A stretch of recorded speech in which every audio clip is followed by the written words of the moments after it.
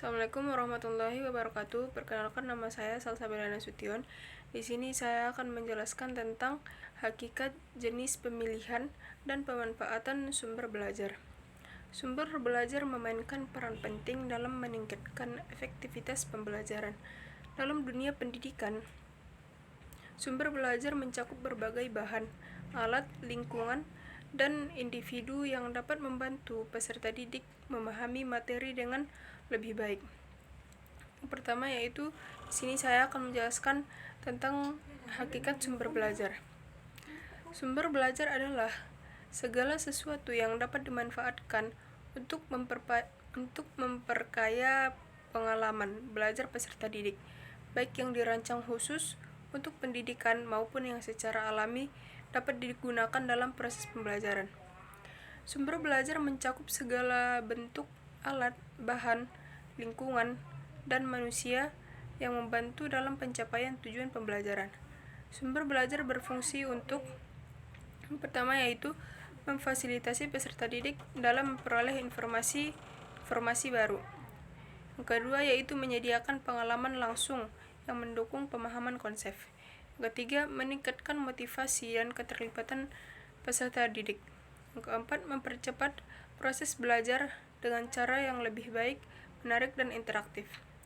Yang kedua, di sini saya akan menjelaskan tentang jenis pemilihan sumber belajar. Pemilihan sumber belajar harus dilakukan secara hati-hati agar sesuai dengan tujuan pembelajaran dan kebutuhan peserta didik. Pemilihan ini didasarkan pada berbagai faktor seperti relevansi, efektivitas, efisien, dan ketersediaan. Yang A yaitu tentang kategori sumber belajar. Sumber belajar dapat dikategorikan berdasarkan bentuknya, yaitu yang pertama sumber belajar cetak, seperti buku teks, modul pembelajaran, majalah ataupun jurnal ilmiah, artikel atau bahan ajar tertulis lainnya. Yang kedua itu sumber belajar non cetak, seperti rekaman audio ataupun podcast dan rekaman wawancara. Video pembelajaran yaitu seperti film edukasi, dokumenter. Yang ketiga yaitu multimedia, seperti animasi. Yang ketiga yaitu sumber belajar digital atau berbasis teknologi. Sumber belajar berbasis internet, contohnya sumber belajar berbasis internet. Yang keempat, sumber belajar lingkungan, seperti observasi langsung di alam atau laboratorium,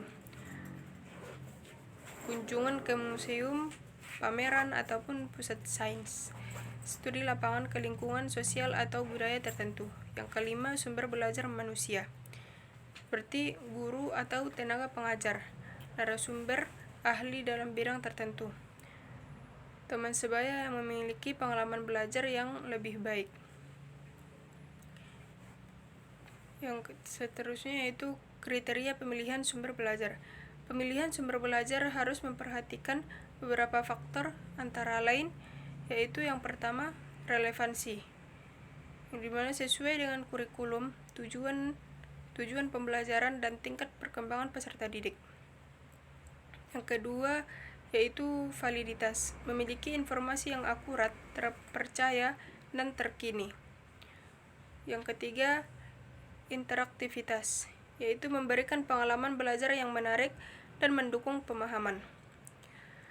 Dan yang keempat yaitu ketersediaan, di mana mudah diakses oleh peserta didik dan pendidik tanpa hambatan teknis. Yang kelima yaitu efektivitas, yaitu mampu meningkatkan pemahaman peserta didik secara signifikan. Yang kelima yaitu efisien, tidak membutuhkan biaya atau waktu yang berlebihan dalam penggunaannya. Yang ketiga yaitu penjelasan tentang pemanfaatan sumber belajar. Setelah sumber belajar dipilih, langkah selanjutnya adalah pemanfaatan yang optimal dalam proses pembelajaran. Pemanfaatan sumber belajar harus disesuaikan dengan strategi pengajaran dan karakteristik peserta didik. Mungkin cukup sekian yang dapat saya sampaikan.